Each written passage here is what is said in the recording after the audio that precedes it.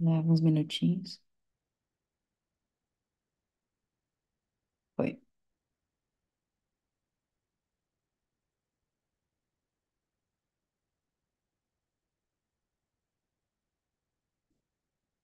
Beleza. Estamos live.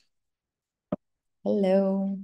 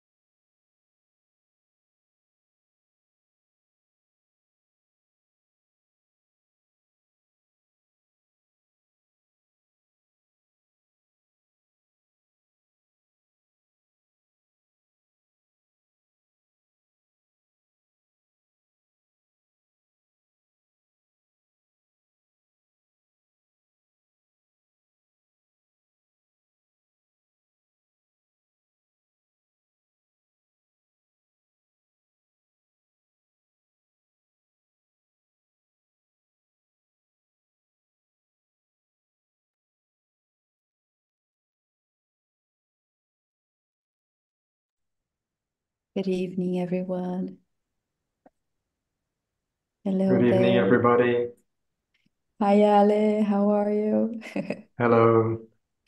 Hi, Maíra. How are you doing? Fine. Hi, Ana. Hi, Bia. How are you? Hi, everybody. Hello. Hi, Marie, Hi. Rebecca. Hi. Ah, good to see you. Hi, Paty, Lourdes, Anette, Lilian. How are you doing? Fine, thank you. Good. Nice to be here. Great Great to to see see you you all, all. guys.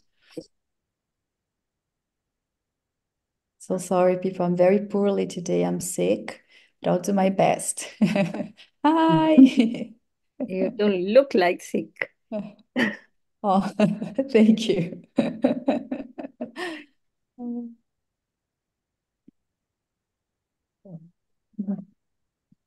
All right.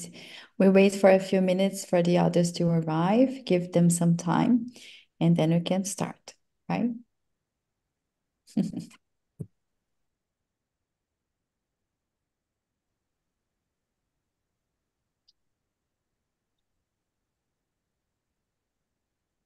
All right. Rebecca and I, we studied together in the university, right? And today she has a kid. Great to see her and you. All right.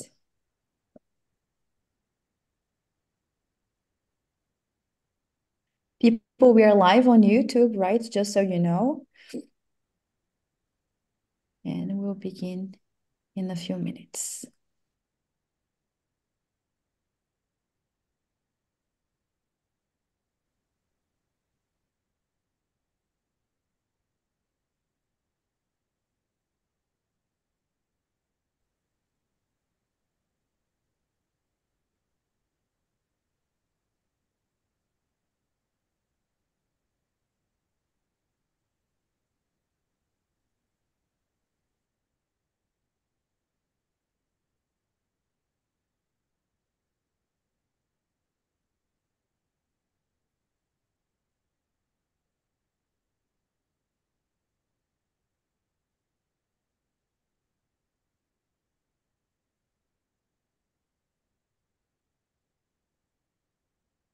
Okay. 2 more minutes and we go.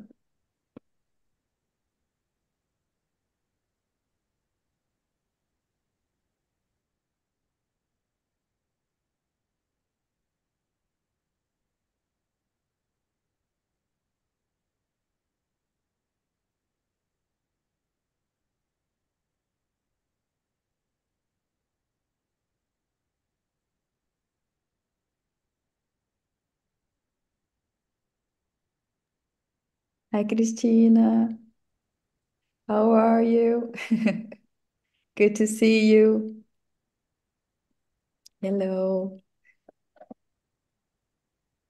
I cannot hear you. Can you hear us, Maria Cristina? Hi. Yes? Okay. Hello. You How are said you doing? Christine. I don't know if there are others. No, you yourself. Good to see you. Okay. I am Good. using my cellular phone, Mm-hmm. so Okay, good. I can see everybody. I can see only you. I can see only you. Ah, all right. Okay, good. No I am worries. fine, Well, and you? fine as well. Great to see you. Thank you. All right. Good. Okay, I think we could start, right? Hi, Yes, for everybody, sure. guys. We're very glad to see you all here as usual.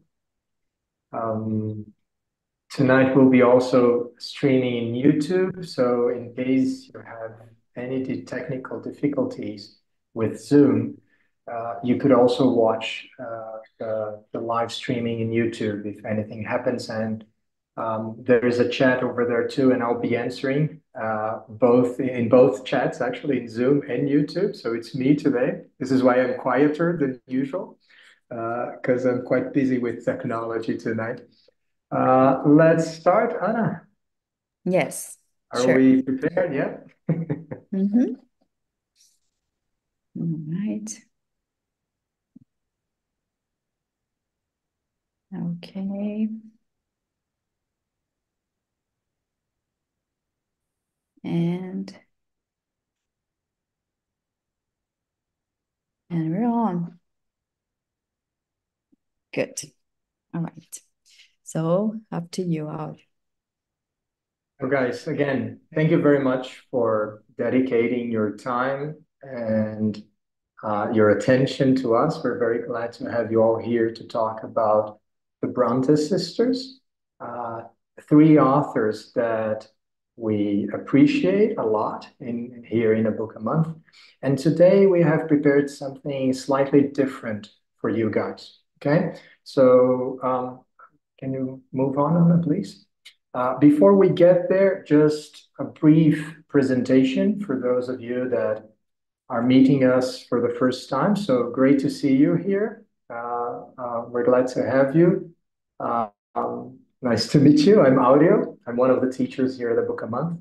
I'm a PhD in literature, and currently I pursue my research in literature at the University of Padua as a postdoctoral researcher in Italy. And Anna is the professor that will be talking to us today. She is also a PhD in literature. She has also pursued a postdoctoral research in São Paulo and in Germany. And she's actually not only a teacher at A Book a Month, but the founder of A Book a Month itself. Okay, please go on, Anna. And just to clarify, a book a month is actually a method to practice a foreign language while reading, right? So while studying literature. The idea is that you're doing the two things at the same time. Please go on, Anna, with the slide.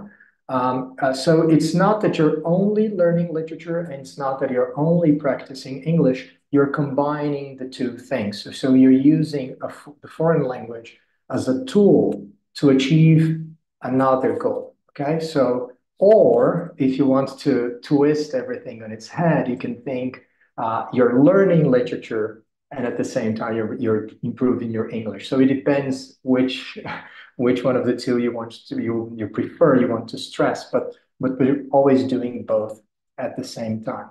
A book a month has been around already for 4 years. We're very glad to commemorate that. And today's class is actually something that we prepared from scratch for you guys. Usually, when we do these open classes, sometimes we're teaching things that we have already thought and discussed with our students. But today we wanted to prepare something new for you as part of this new course that we're releasing called Big Reads, a course that is that it aims to read quite big volumes, right? So lengthy volumes, and we'll start with the Brontë sisters themselves. So Wuthering Heights, Jane Eyre, and Agnes Grey. So these three masterpieces of English literature. So this class will be discussing these authors, okay, their lives. We'll talk a little bit more than usual about their biography, and we have selected some key elements in their lives that are very revealing about the way they produce literature, but also about literature in general during the 19th century. So we hope you enjoyed it, and if that's all, Anna, the floor is yours. Thank you very much, guys.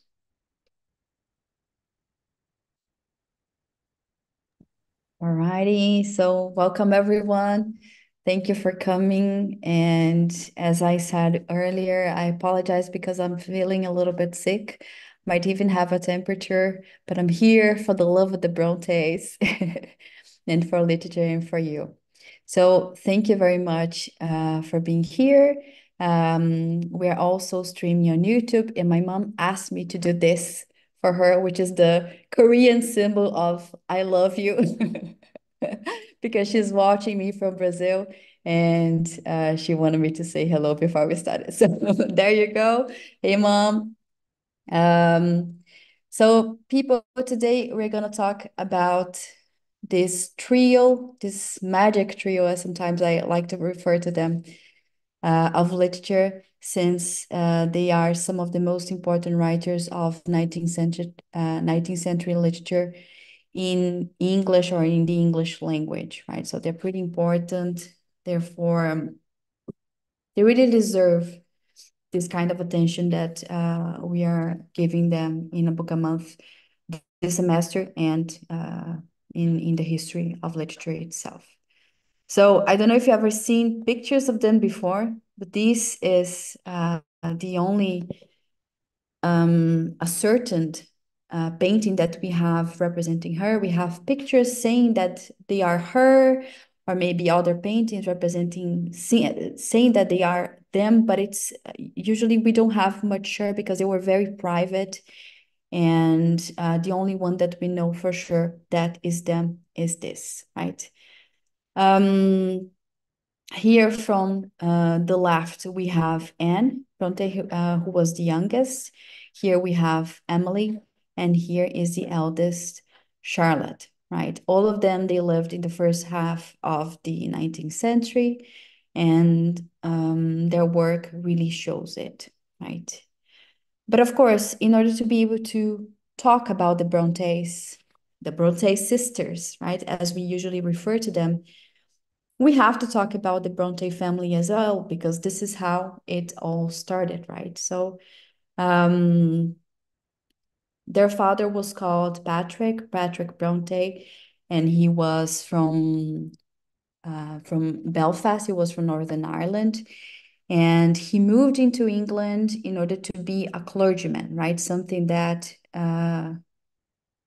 many, not necessarily poor people, but some people that did lack a little bit of means did in their time. right? So he moved into England. He got a scholarship to be able to study to be a clergyman in Cambridge, right? And then from there on, he started to do his career as a clergyman in the north of England, right? And he got married very early to Maria Branwell. She was from Cornwall. They had 6 children, right, which is the whole totality of the Brontë sisters, the Brontë family itself. But she died, like sadly, she died very young. I think that probably Anne, which was who was the youngest, she was 4 or 5 years old when she passed away, and she died of cancer. And her sister, she decided to move in with the family in order to help them, to help Patrick itself to raise the children, right? And he never remarried, and he decided to become like a bachelor throughout his whole life. And he outlived the whole family, right? Because the sisters, they died quite young, and he died when he was already 84 something, right? 84 years old. So their life biography is a bit tragic, right? But they left a legacy behind them. Yeah. And when we see this picture, we tend to refer to them, and we tend to think about the picture itself as representing the Brontë sisters, right? But I told you that the family constituted 6 children, right? 2 of them died earlier. They were older than Charlotte, and they died in their early teens, right, of tuberculosis. But we also have somebody else who is in this picture. Yes, when you see here the shadow of somebody, it's not a shadow that was there on purpose. It's a shadow that is a result of the paint wearing off throughout the years. And this is Patrick Branwell, the brother, right? And he was younger than Charlotte, and he was one of the eldest, right? As you see. And we have this wearing off, showing this shadow, which is a result of untreated painting, right? But he is there somehow. And therefore, when we think about the Brontë sisters and their history together, and how they started in literature, and this how they started writing, we also have to think about Branwell, right? He was part of their history to become writers, and he contributed a lot to this point as well.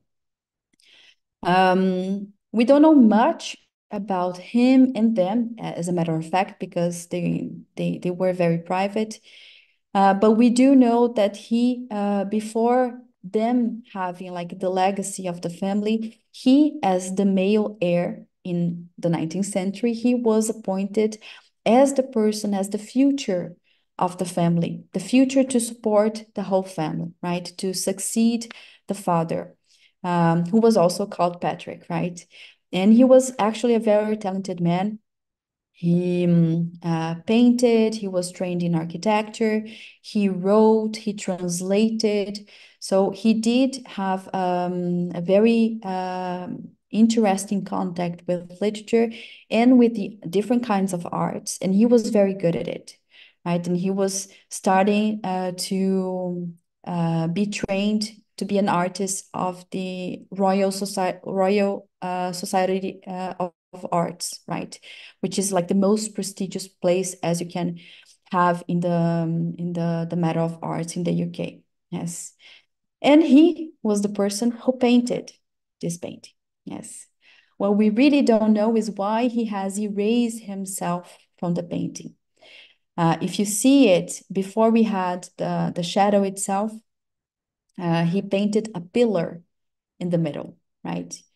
And he self-erase himself from their history somehow, right? We don't know what happened there. And he also painted this portrait of what the critics usually tend to say it is Emily, but there is a dispute whether it's Emily or Anne. Yes, but usually people refer to it as a portrait of Emily. He died also quite young, and he had a tragic death. We can talk about it a little bit later. The family lived in the far north. Yes, please. Just a quick comment, guys. It is interesting that they were not very wealthy. You know, the Brontes were not exactly poor, but they kind of struggled with daily living. And this is one of the reasons that for which we don't have really photos of them. We only have, photography was a new technology in the 1850s when most of them died. And so we don't have any photos. There is one photo that circulates in the internet that the people often identify with the three sisters, but it's very, very likely to be apocryphal. Okay, some literary critics and photography historians think it might be real, but there's a very small chance, and most likely it's just someone else that we think are them. So his paintings are actually Branwell's paintings are actually the only window, the only glimpse that we have into how they looked like actually, more or less. This is pretty much the only two things we have: this painting by Emily or Anne, and then the other one in which initially you had the four siblings, and then he erased himself out on purpose. Okay, so we know that he did it, and we know that it was done on purpose. So some kind of fallout, or for some reason, I don't know, he didn't want to be in the family picture anymore. That's true. Yeah. And we also have like some other family portraits that were painted or done or drawn by Charlotte herself, right? She has done one of Emily and one of Anne as well. This is what we have of them. Yes. So it's really a state of socioeconomics, but also like the way that the family was organized. So they lived in the far north of the UK, right? Almost when we're hitting Scotland, and in a very, very small city, right? This is when they were already around 5 years old, or their early preteens, depending on their age, on who they were. And I brought this here just to show you something that to me makes a lot of sense in order to understand who they were as writers, right? Which is, take a look at this small town and take a look what surrounds it. Of course, nowadays we have the Grouse Inn or the old Silent Inn, but at the time it didn't have anything, right? It was just nature, yes. And nature, and this very isolated place in the north of England, that was their household. Yes. Holworth, you can see here, you have like part urbanization. The most part of it is really feuds, right? And this is really important for their work when they become mature writers. And this is the house that they lived most of their lives. Nowadays, it's called the Brontë Parsonage Museum, right? And they became a literary archive about the Brontes, but also you can visit it. If you go to the UK and if you go to Haworth, you can really visit the place that they lived most of their lives. But of course, we also, in order to understand their work, you have to really talk about the landscape that surrounded them, right? Because this is important to understand what they're talking about. The city that they lived, it was surrounded by the moors, which is something that all of them, they talk a lot about in their books. And the region of Yorkshire. Yes, and the moors is really a higher place in terms of terrain, but also is like this kind of vegetation which is plain, right? Which is flat. You have some bushes, And it also coincides a little bit with what we call, for instance, the British Heath, right? Heath is a name that probably, if you read Wuthering Heights, you will remember it, right? So we have some upper lands which tend to be mountainous, as we have in this picture here, but we also have some parts which have this lower vegetation, and it tends to be a little bit wet and uncultivated, right? You cannot grow food in here. So this is something that is very important. Somehow, I think that in their books, they tend to transform this place in a somber and inhospitable place sometimes, right? Which might be the case of isolation that they lived, right? Which was really, really isolated. In order for them to travel to London, for instance, they would have to travel 17 hours, something like that, right? Which nowadays you can do like in a 2 hour of train ride. So it was more difficult, and it shows a lot. Yes. And something that I believe it's quite interesting to talk about, the rise of the Brontes as the writers that we know nowadays. It has really started in their early infancy, when they were around 9 or 10 years old. In a time that there was no YouTube, no Instagram, no social media, nothing. What they had was really their imagination to play with. So playing together, they did a lot of what we call world building, something that we do nowadays in modern terms, in role-playing games, RPGs, right? You know, those kids that gather around and they play a game together, and they create those imaginary characters, imaginary worlds. This is more or less what they were doing, but in writing. Luckily for us, they lived in a time that it wasn't digital. So we do have the manuscripts, right? So we can know a little bit more they were creating and doing during this time.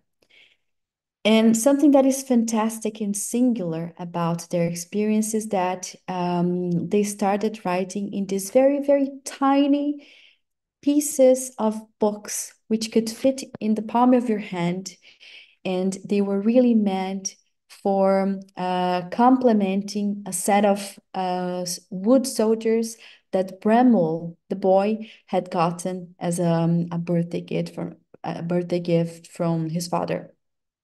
And of course, if you are the only boy living amongst 3 or 4 other girls, you know that you're going to have to share, right? And all of them, they used to share their toys, and they used to play together. And one of the reasons why we have such smaller dimensions of these little books is because they were meant for the little soldiers to read. This is at least what the specialists talk about. But the other reason would be because they would write all sorts of things in this little magazines that they were producing together. They would have like poems, they would have short stories, they would have like personal gossip around the aristocratic people that they knew, and they would comment about their lives, and probably they would sound a little bit improper for their age, and they would be reprimanded by the father, who was a clergyman. He was a reverend, right? So he was deeply religious. So they had to write to hide a little bit of what they did, right? So this is one of the reasons why these books are so tiny, as you can see here. And they used to write in very, very small letters, really to have their imaginary privacy if they could. Yes. And what is really surprising about the way that they have conceived this world, the fictional worlds that they were creating together, is that they used to name them. They used to create societies to live in them. They used to create languages that they were speaking, right? So something that we see a lot in modern fantasy books, for instance, right? And they together, as children, Charlotte, Branwell, Emily, and Anne, they have created what they called the glass towns, right? Or the glass world.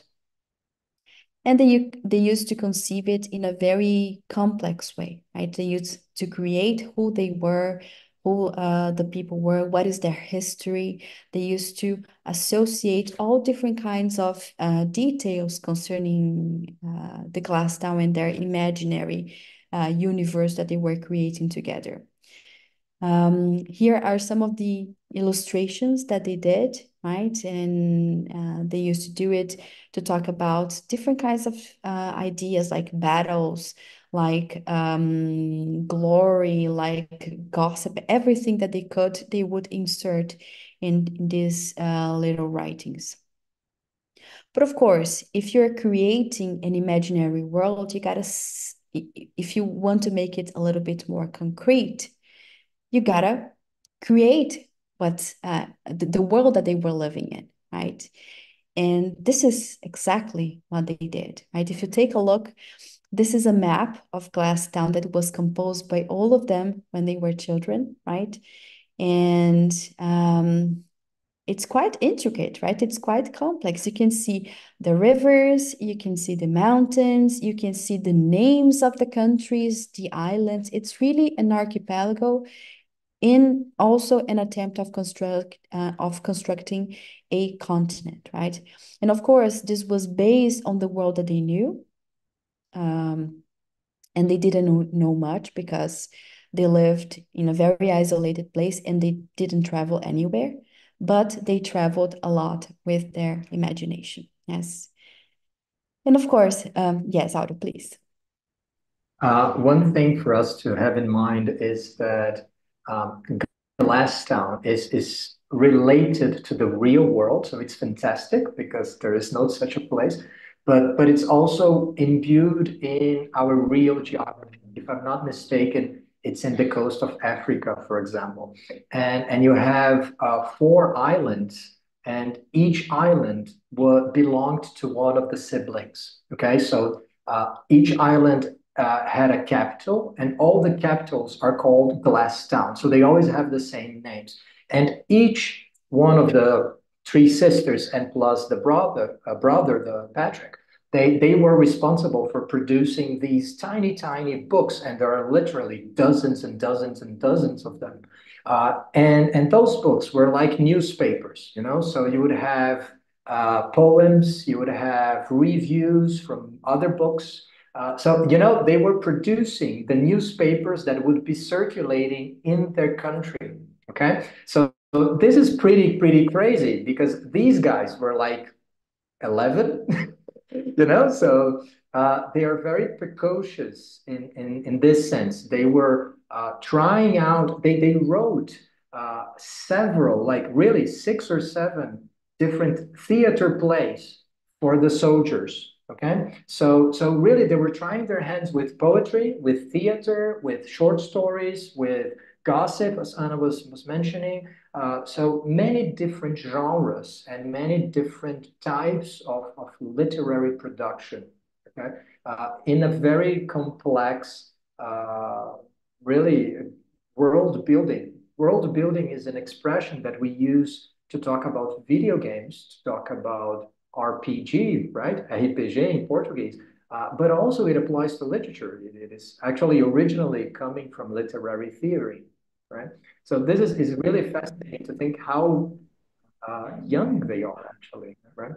Yes, yes, and how inventive, right? But of course, right, they and I think also it shows something that is very important for this family, which is the father, who was the surviving parent. He believed in education for all, not only for the boy, right? And all of them, they had some kind of training, and he would take pride in it as well, right? So the girls, they had literary training, the boy had literary training. So this is going to be an important step for their future career, that we're going to talk a little bit ahead in our presentation today. But it's something that I think that this kind of technique of world building, it's in the concreteness of it. And when we look at it, we see the map. It kind of reminds us of something else, right? I don't know if it reminds you of the same thing, but to us, it really reminds us of this guy here, right, Audi? Yep. So when we talk about world building, people immediately think about Tolkien, right? Because we have all watched The Lord of the Rings. If we haven't read it, if we haven't watched it, go watch it. But you've heard from it, I'm 100% sure. If you live at least in the 21st century, you have. And so Tolkien's name is synonymous with world building. The guy invented several languages. He created an alphabet, he created the maps and the mythology, and he drew. If you can move on one slide, Anna, please. This is a drawing by Tolkien, for example. This is his Smaug in The Hobbit. This is a drawing that he drew. He could draw quite well, actually. And another slide, please. Even the cover of The Hobbit, it is actually designed by him. And you can see this is his own drawing. And you can see, like, on the margins, Tolkien is writing for himself, making notes and comments and stuff. So this is something that we usually associate, world building to fantasy. Okay, fantasy as opposed to reality, right? So magic and things like that. So think Harry Potter, think Neil Gaiman. You can think of many different things, but we also associate world building with science fiction, and you can create a new world in any way you want. So this is not only something we find in fantasy, but we do find especially there. And I find it very interesting that when we talk about the Brontë sisters, if you tell someone, oh, I'm reading Jane Eyre, I'm reading Wuthering Heights, they will not start talking about science fiction to you because we don't see a connection there, right? But strangely enough, world building was a stepping stone, a really important part of the productions of the Brontë sisters. This is where they developed their skills. This is where they really, for years and years, they wrote these short, tiny books until their adulthood, actually. Not only they died very young, but they continued. They never stopped. They stopped being children, but they continued with that production. So, when we think about Emily Brontë, for example, she only wrote one book, only Wuthering Heights, nothing else.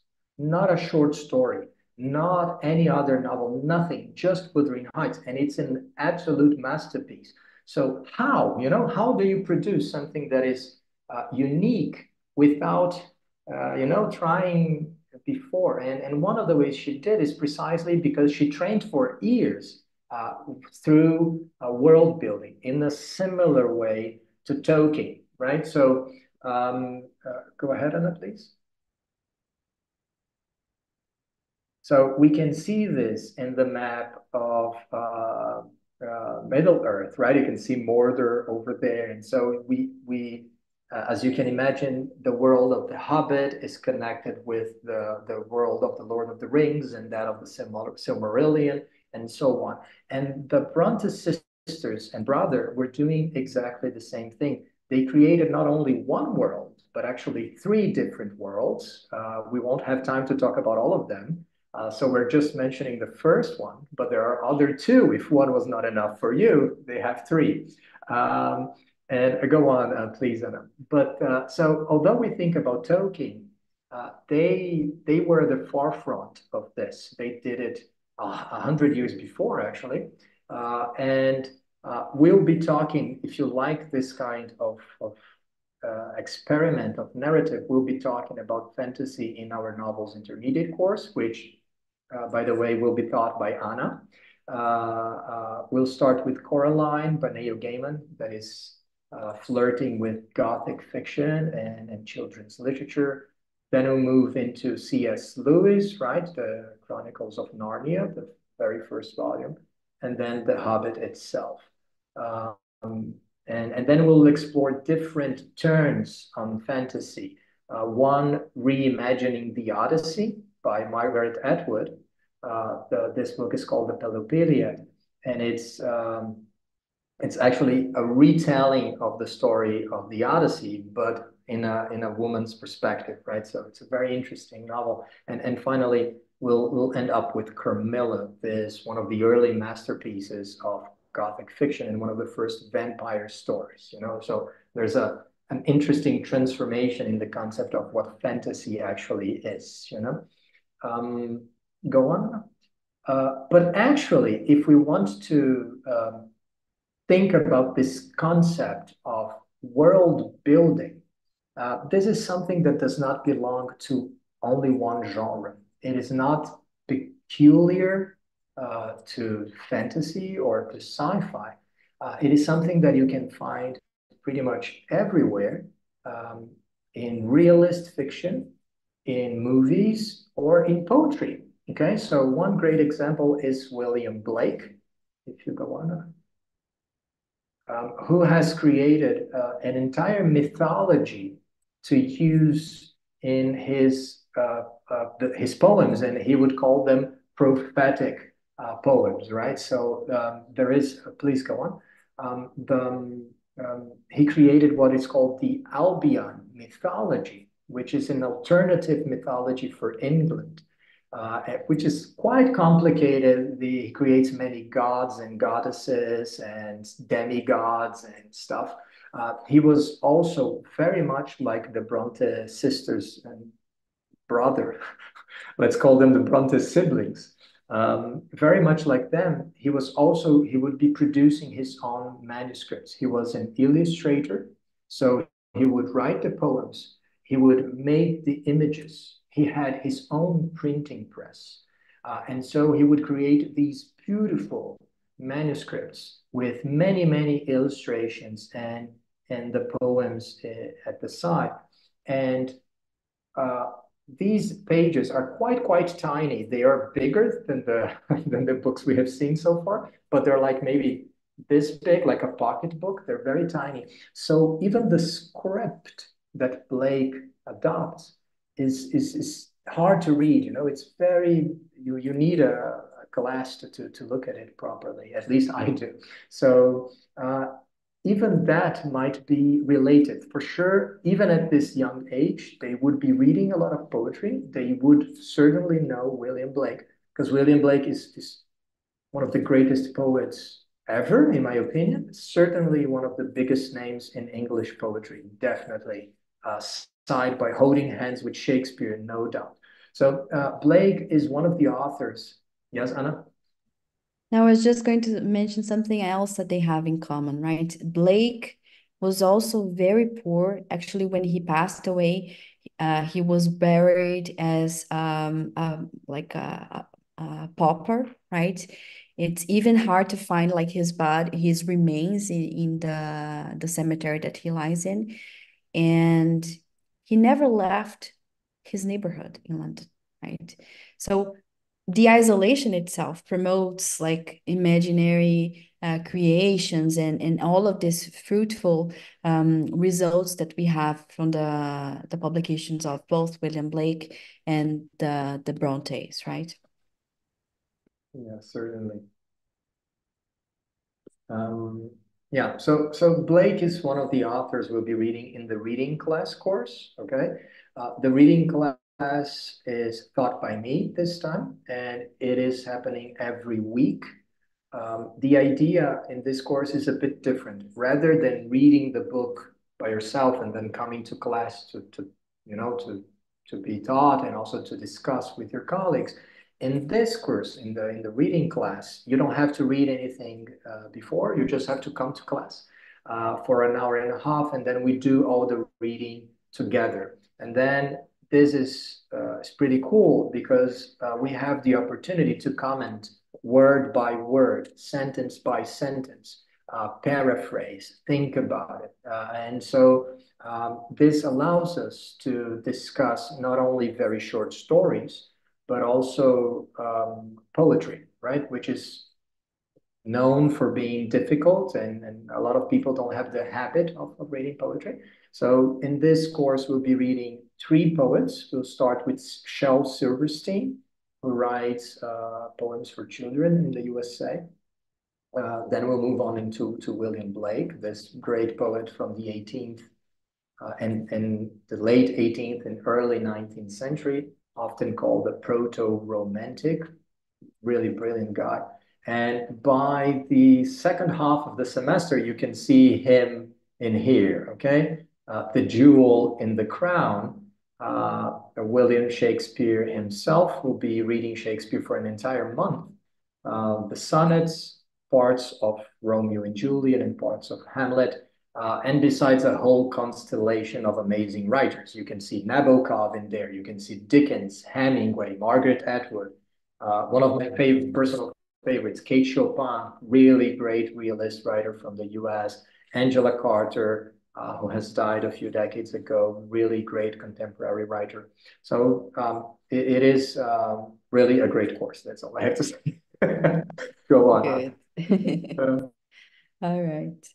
Cool. And also, I think that we know the Brontë sisters, coming back to them, right? We know them as a huge success now. Yes. But in their earliest publications, they also had to face a literary failure. And we're going to talk a little bit about their path, their journey there. Everything really started with Charlotte going through her sister's stuff when she shouldn't have, right? And she went through Emily's things in search for something that she was writing. Probably she had seen Emily writing in her private time, right? But Emily was a very, very shy and private person. Like of all of them, she was the shyest and the more introverted of the siblings, right? And she found a book of poetry written by Emily, and she was astounded by the quality, right? And I don't know if you ever read poems by Emily Dickinson, by Emily Dickinson or Emily Brontë, but we do have. She is a great poet, right? She is amazing. And when Charlotte read those poems, she went in awe. She had to do something with it. And of course, the fact that they were very poor and that their father, they thought at the time, was getting older, and Branwell, the brother, was getting sicker, they would be without anybody, because in England at the time, they couldn't inherit anything. So they would have to be on their own, right? That means poverty for them. So they had to find some ways in order to provide for themselves. And what they could do as well-educated women was also writing and trying to be published. So after going through Emily's stuff and then finding this collection of poems written in a very private manner, and thinking that they were amazing, she tried to convince Emily in order to publish, and Emily was furious. She was head over heels furious, right? She was completely maddened by what Charlotte had done, to the point that Anne had to intervene, right? Because it was getting to a family feud. And Anne intervened, and she also shared that she herself was writing some poems. And then Charlotte said, "Oh, but well, I do have some poems as well. So maybe if we unite forces, we can try and publish something." But of course, nobody could know, right? Because they were doing something for themselves. They didn't know what was going to happen. They were daughters of a very religious reverend. So they would have to find their ways before really attempting to do it. So this is really when their stardom in anonymity started, right? They all chose some pen names, some pseudonyms in order to be writing. And if you see all of the pen names, they have their initials, right? C, Currer Bell for Charlotte Brontë, right? CB. Acton Bell for Anne Brontë. Alice Bell for Emily Brontë, right? And if you take a look at the first names, these are names that we tend to think, okay, well, I cannot really tell if this is like a man or a woman. They are sort of non-gender associated, right? So this was what they wanted to do. And the initiative to create this last name, it is associated also with the last name of their mother, right? Patrick Branwell Brontë had the last names of both mother and father. Brontë for father, Branwell from mother, right? So they shortened Branwell or maintained the B and got the ending of Branwell and got Bell, yes. And something that caught my attention in this attempt is really associated with the fact that even in an imaginative pen name, right, they were related, right, because they all have the same last name. And Currer, who was actually Charlotte, she was the one corresponding with the editors and doing all the negotiations in the name of her relatives, as she would say, right? So they were sisters in reality, but also sisters or brothers in fiction, right? So they were a family that was, in reality, they were writers, but also in fiction, they were family. So it's something quite remarkable about the way that they have created this reputation for themselves, yes. And so they did in a way that many other writers had done before, right? They either, many women writes, they either had the option to hide their identity or use a pseudonym, right? So, for instance, in her first publication, Jane Austen, Sense and Sensibility, she signed as only as by a lady. And then in the publication of Pride and Prejudice, which was done 2 years later, we have by the author of Sense and Sensibility. Yes. But we don't have like a publication with Jane Austen's names in this too, right? We're gonna have like years later. I think only after she died, there was a revelation of her identity. Yes. But of course, here she puts a lady because the content of her novel was mild, right? It was not full of scandal or something, right? Which was something that if you've read some of the Bronte's works, you see that for the time they were writing about things that maybe women shouldn't be writing in the perception of society, right? Of their society. The same thing goes for Frankenstein, right? Frankenstein was a success when it was published, and it was published without any kind of indication of an author. But Mary Shelley, she got the preface of her husband, Percy Shelley, who was already very famous, right? A very important writer of Romanticism.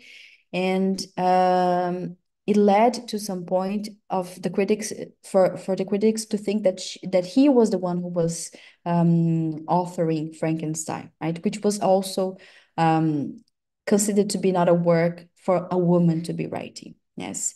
So in this sense, I think that the idea of hiding your identity is either to protect yourselves or to maybe try and get more sales. Yes. Which unfortunately was not the fact for the poems by Curry Ellis and Acton Bell, right? All of them, they contributed with, I think, 2 and 2, 21, right? And then another one, I don't know which, was only with 19 poems. And this one was a failure. They sold the bagatelle of 2 copies, right? And they actually had to pay to publish it, right? They paid £50. £50 is like 1/4 of their father's earning of the whole year, right? So they spent a lot of money. They put a lot of effort. and they sold 2 copies, right? And it was very interesting that this week on the 30th of July was the celebration of Emily's birthday, right?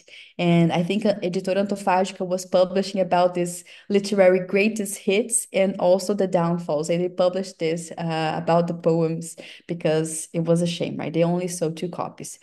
But with that, they kind of understood that success was not really in poems for them, but it was perhaps in novels, as it was the big success at the time, right? It was the most profitable kind of genre.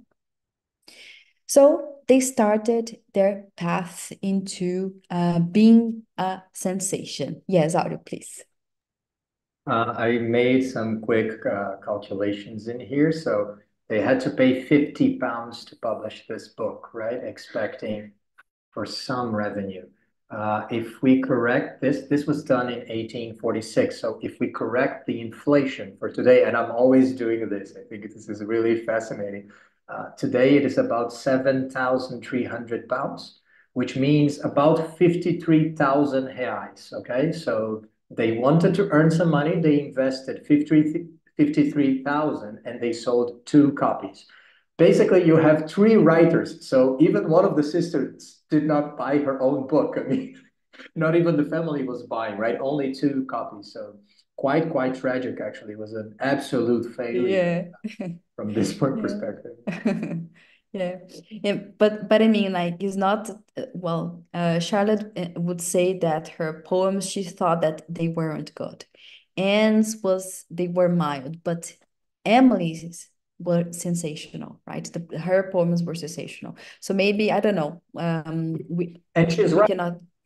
Right? I think we can trust Charlotte's opinion as a literary critic because it is true. When we read nowadays, Emily's poems are amazing, and it's true. Charlotte's are nice, Emily and kind of okay, but more or less. Emily strike us, right? Yes, that's true. That's true. I will record the next Poetry Saturday reading something by Emily Brontë for you to release this week. But everything changed when they changed the kind of genre that they were publishing in, right? And we know that because we are living in the 21st century and we are talking about them today, discussing this beautiful text, right? So they submitted, in the same year, they submitted the manuscripts for Agnes Grey by Acton Bell, Wuthering Heights by Alice Bell, and The Professor by Currer Bell, by Charlotte, Emily, and Anne. And the first 2, they got a good acceptance from the editors, but The Professor didn't. They didn't want to publish The Professor, so it would only be published many years later, right? And this is something that maybe in the beginning saddened Charlotte a little bit, but also triggered her to write something else that we know nowadays to be Jane Eyre, right? Which is the great novel about this great coming of age story that we all know and love. And I think that all of them, they do have lots to contribute, right? But I think that Jane Eyre, she got like instant success. She got to see it being reenacted in theater when she was still alive, right? Charlotte, right? So Wuthering Heights was when it was published, it also all of them, they were a success together. They were published in 1847. So it is like if you were living in 1847, it was a great year to be alive because all these 3 masterpieces, they were published together. But all of them, they also came a little bit with controversy, right? As we know for sure. We are reading these novels in the Novels Big Reads, right? Wuthering Heights is one of the most of the 3 that is very famous. It's about tormented love, lots of somber characters, unresolved, impossible love, and a great song by Kate Bush, if you know it, right? If you know, you know it, which has instilled it. It's a very passionate book, and we can see the poetics of Emily in Wuthering Heights. Yes, the poetics of the landscape, the poetics of love itself, and the sobriety of something that we really love, which are the hints of Gothic that we see in the story. We also will read Jane Eyre and Agnes Grey. Both of them, they talk about something that the sisters were. They were both governess, right? Which was the natural path for a woman who was well educated, but had to work. Yes. But both of them, they hated doing governess jobs, right? I think Anne even talks about how it was something that she associated with being in captivity, being in prison. So she hated it, right? Charlotte as well, she really wanted to write. She wasn't a writer. She really wanted to have time to write. And Jane Eyre talks about this orphan girl that is brought up in an orphanage, and she becomes a governess in a very wealthy family. And the connection that, well, you know the story, right? It's a classic. I'm not going to spoil anything. I think that you have already heard about the plot. But it's going to talk about bigamy. It's going to talk about infidelity, right? It's going to talk about colonialism in a critical way. And the same thing goes for Agnes Grey, right? She's going to be very critical in the book. She's going to talk about sexuality, the same thing that happens in Emily Bronte's Wuthering Heights, women's being sexual, having desire, right? A Black character, right? All of this was somehow associated with something improper for single ladies, unmarried ones, right? Be writing about. So also this was one of the reasons that they hid their identities. And we're going to read these books in the first and the second in 2 months because they're huge, right? They're longer. And this is the proposal of the novels Big Reads. We take longer to read in order for them not to be overbearing, yes. And the last one, which is shorter than we read throughout only 1 month, yes. But I mean, this whole complexity of the story of the Brontes is really hard for us as literary critics to think about what kind of genre are we talking about? What kind of literary movement are they associated with, right? Are they Gothic? Are they romantic? Are they realist, right? What is that they have, and how can we categorize them? And this is a struggle that many historians of literature also face when talking about books as such, right? We can say for sure that Wuthering Heights does serve a little bit more of what Gothic fiction offers to the public, right? It's not a ghost story, but it has ghosts, right? So it's not the essential thing of it, right? But it does flirt with the idea of the somber aesthetics of this claustrophobic architecture, these places which tend to be both like open wide in landscape, but also isolating and overbearing in the same way. Jane Eyre doesn't have apparitions, but she mentions that Jane Eyre herself, she was afraid of spirits and ghosts, right? So there is a direct mention of that. And there is a sort of apparition, but then it's explained, right? So it's not necessarily a ghost story. And when we're talking about Anne Bronte's novel, it's much more on the other side, right? And which side is this? It is like much more flirting with realism because They were publishing the stories, all three in the same year in 1847, and they were writing some months or a year earlier. And the rise of the Gothic in English literature was actually done in the second half of the 18th century and the beginning of the 19th century. But still, it's not that they are outdated, right? Because there were still going to be other very important works, the core of Gothic, to be published, right? For example, Carmilla by the Irish novelist Sheridan Le Fanu, which is about the female vampire, is going to be published in 1872. Dracula by Bram Stoker is going to be published in 1897. And then we also have the Picture of Dorian Gray by Oscar Wilde, which was going to be published by the end of the 19th century as well. So they are not late. They are right in the middle, and they are interacting with the fashion of the time. But also they are walking towards realism, right? Because we are almost crossing to the 20th century, right? And when you write about governesses who come from a poor family, who are women, who cannot inherit money, and they have to work in order to make ends meet, because they know that if they don't, they're going to die in poverty, right? Which was the same preoccupation that Jane Austen had, for instance, right? When she lost her father and brother.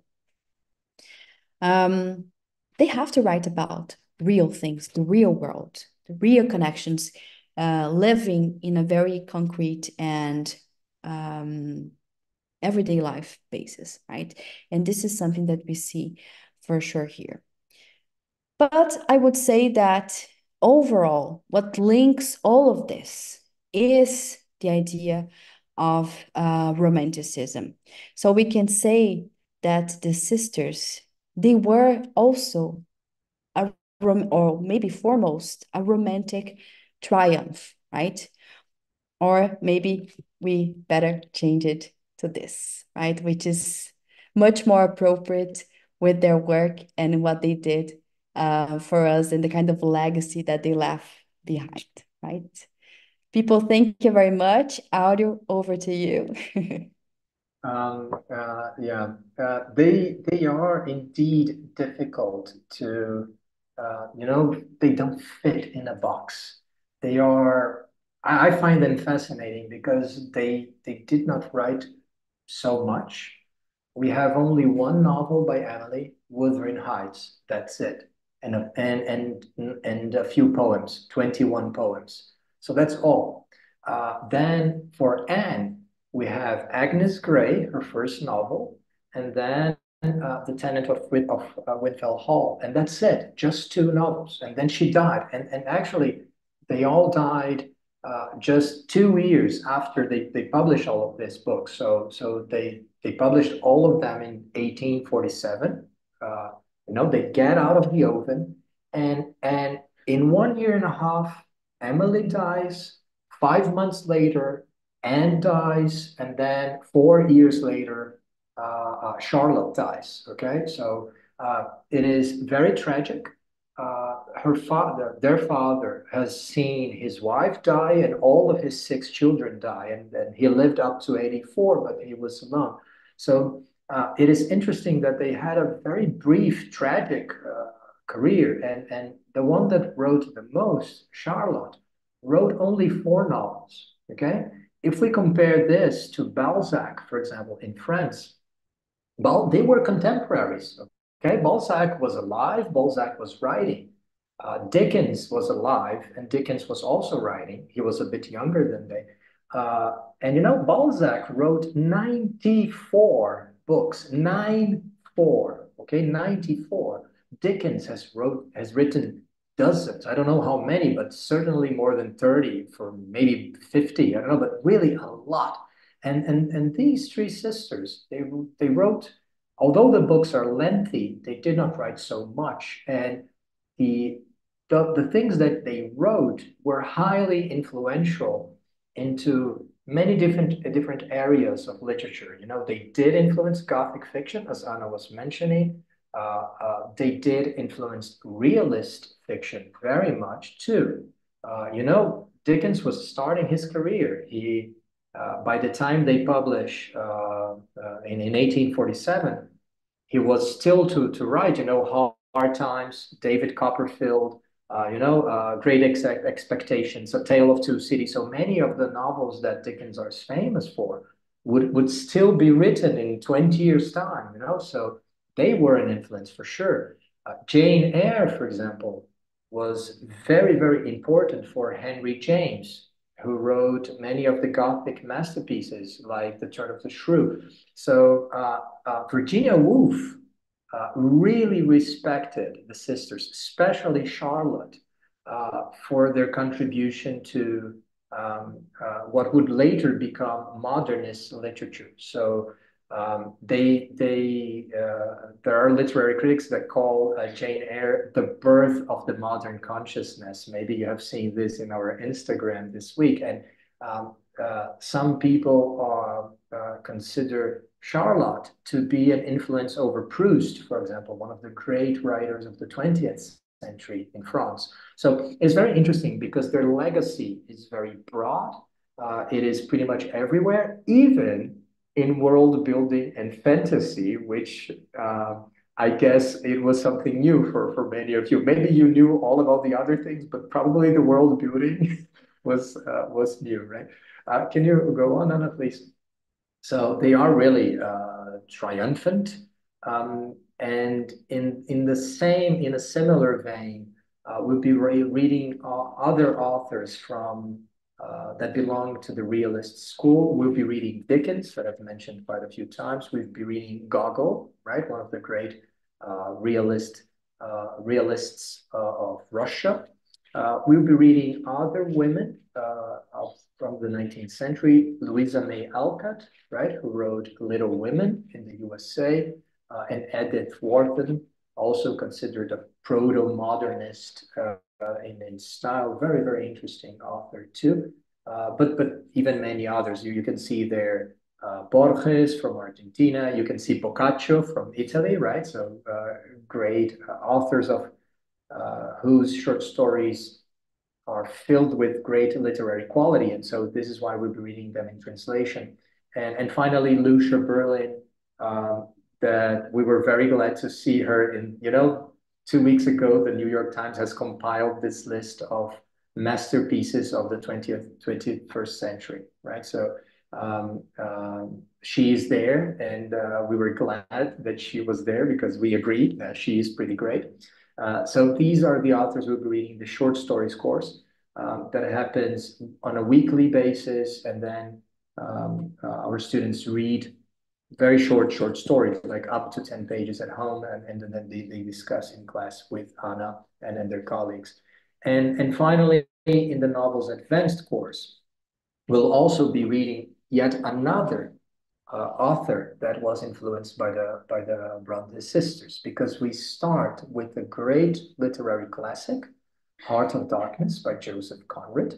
Conrad, who was Polish, right? So I find it fascinating that this guy learned English as an adult, okay? It was not that he was bilingual since he was a kid. No, as an adult, he was hunting whales in ships, and he learned with other sailors, and then he decided to engage in a literary career. Really fascinating.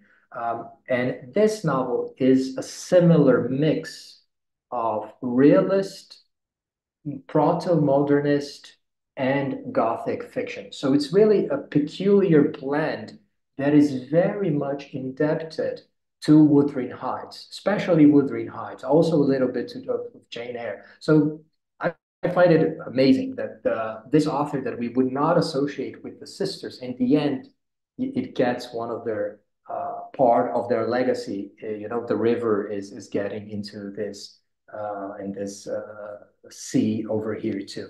So we'll start with Joseph Conrad, and then we'll read other novels about conflicts, personal conflicts, and wars, and societal conflicts. We'll be reading Atonement by McEwan, a great contemporary writer. then Slaughterhouse-Five by Kurt Vonnegut, who is um, one of the most celebrated writers of the USA in the 20th century. Super funny.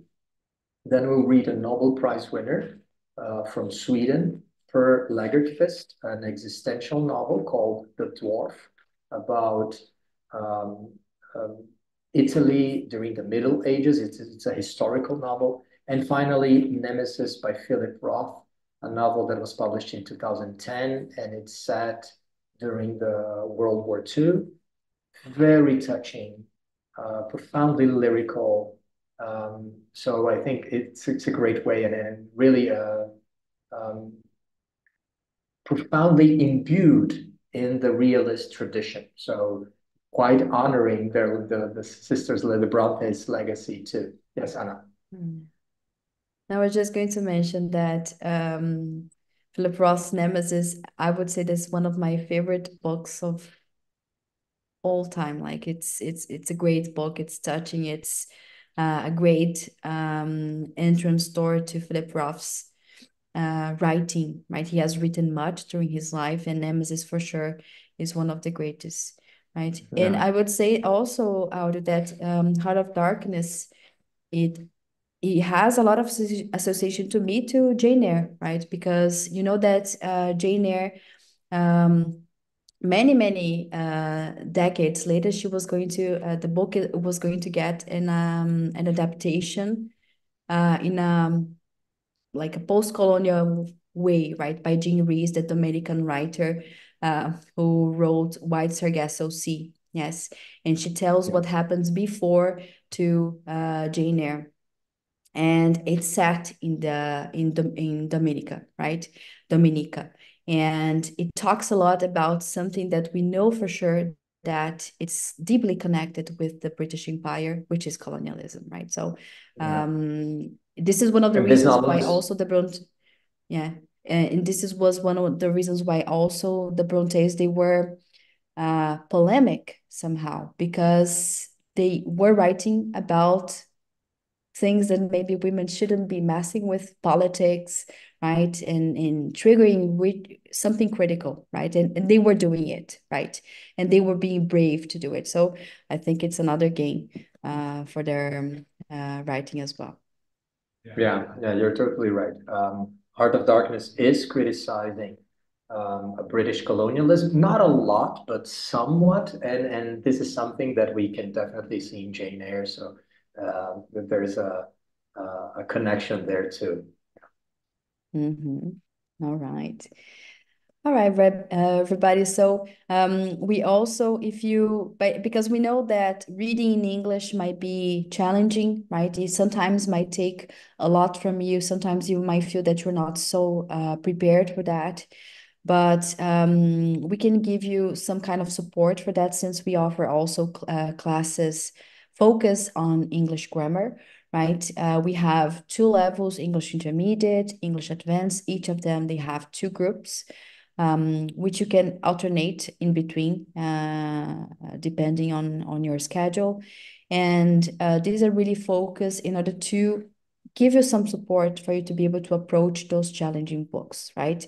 We know that the Brontes, for sure, they write in 19th century English. It's not easy, right? We have some advanced English there, and also some period English, periods like in English historical, right? So in this sense, you might feel that you need some help, so you can either choose between the levels, the English Intermediate, to review all the intermediate to advanced grammar, or English Advanced, in order for you to be a little bit more profuse and focus on fluency and polishing your English for sure, right? So here are some of the prices. I don't know if you want to comment something, Audio. No. No? All right. So if you have any questions, right, you can either choose the courses by themselves, or you can make combos, English plus some of the reading courses, or 2 or more of the English course, the reading courses. And you can either pay for them monthly or for the semester that you get. Like at this time of the year, you get a lot of discount if you do so, right? So don't forget that we have all these dates available. You can either talk to us through WhatsApp or Instagram. It's up to you how you contact us. We will be there for you. Mostly I am the person responding to you, so you're always talking to me when you contact us, because we are first and foremost teachers. We like to give this personalized contact to our students. Yes. Don't forget, classes start on the 10th of August on Saturday for the Saturday groups. We thank you very much for joining us this evening to talk about this beautiful family and their literary project. And I'm sorry, I haven't been able to read the chat while I was speaking, but I'm here and all ears for any kind of comments or questions that you would like to have, and I'll try to catch up on the on the chat while you can I don't know, write or maybe speak your questions or comments if you do have them.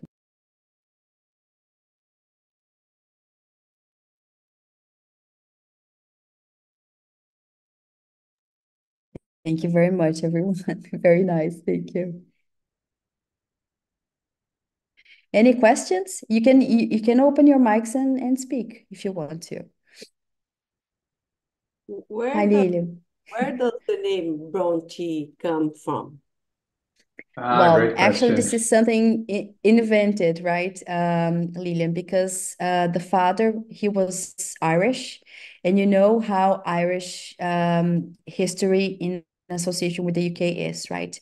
They tend to be demeaned, and there is a rivalry between them in more like the English putting down the Irish, right?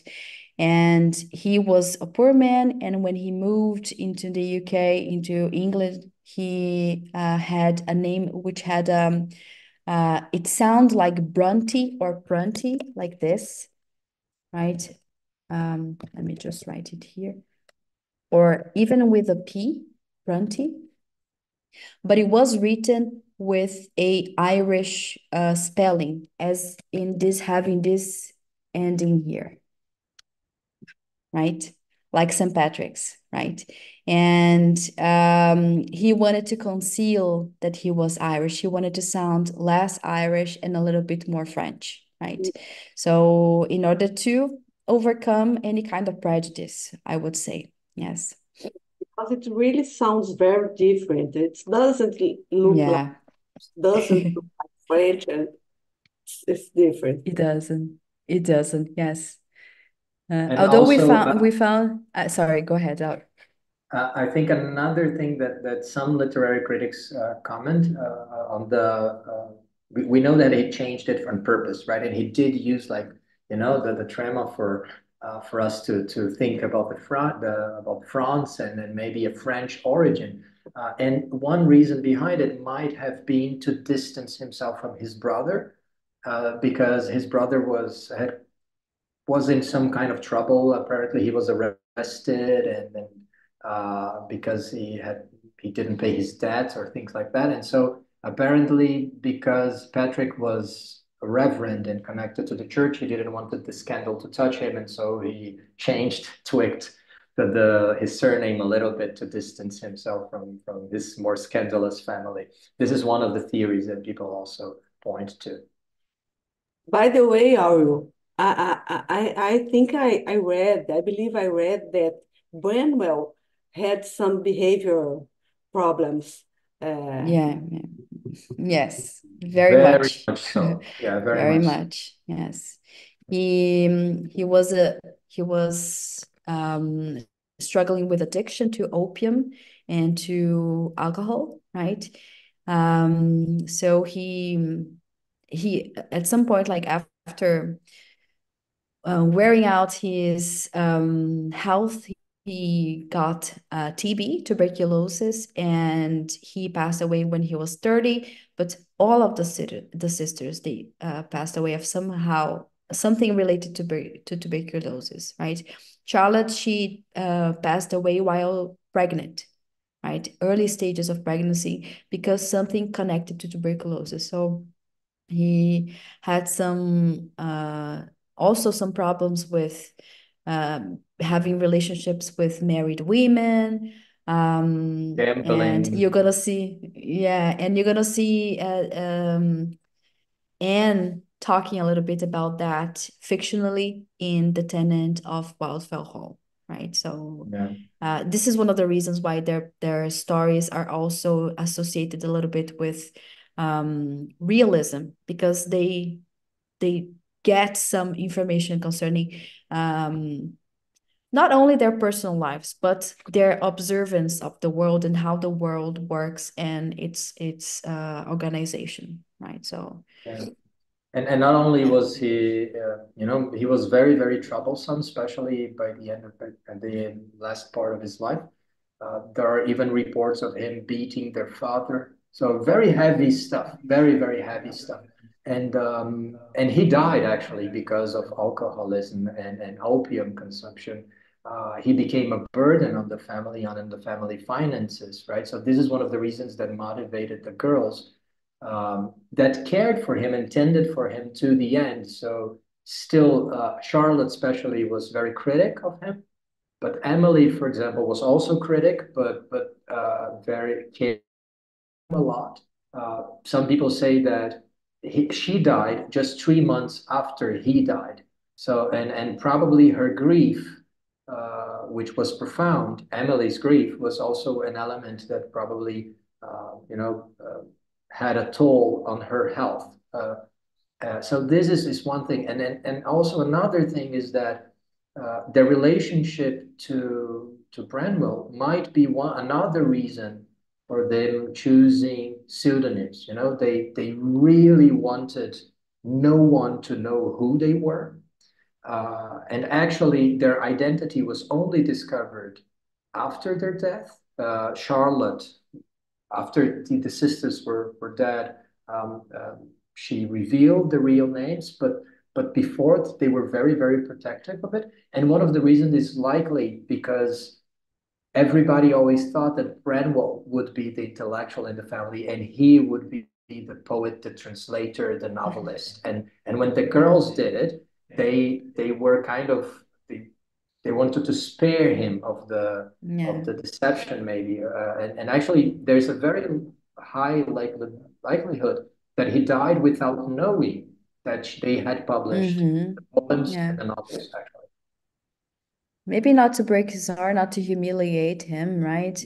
Yeah. But their father, they told their father, right? Because their father, he outlived the whole family, right? So he died knowing that they were successful. Yeah. So he could, their thought was he could die in peace, knowing that their children would be taken care of because they had some money, right?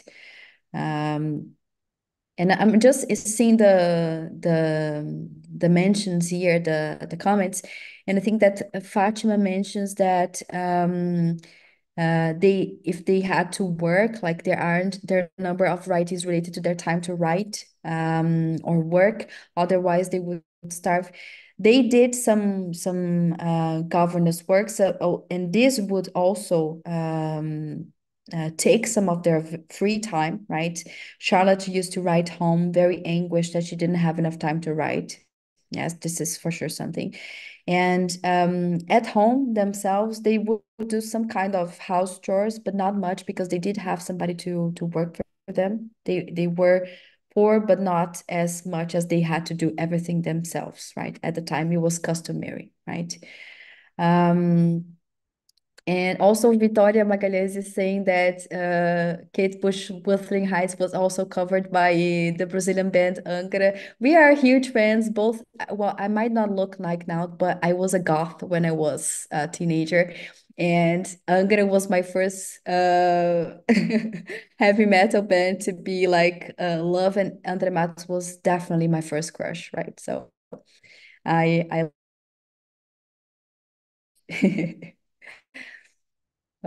very nice. Oh, I didn't know that there was a character in Anne of Green Gables that quoted Jane Eyre. I don't remember that. Oh, I'm gonna check it out. My reading is old. Let me see the comments. Oh, people, thank you so much. Thank you so much for being here. If you have any other questions, we are for sure available, right? Hi, Leila. How are you doing? Great to see you. Thank you so much. Have a great evening. We're always available to you. Talk to us, send those messages, and we'll see each other very soon. Next week, we start our semester, right, on the 10th.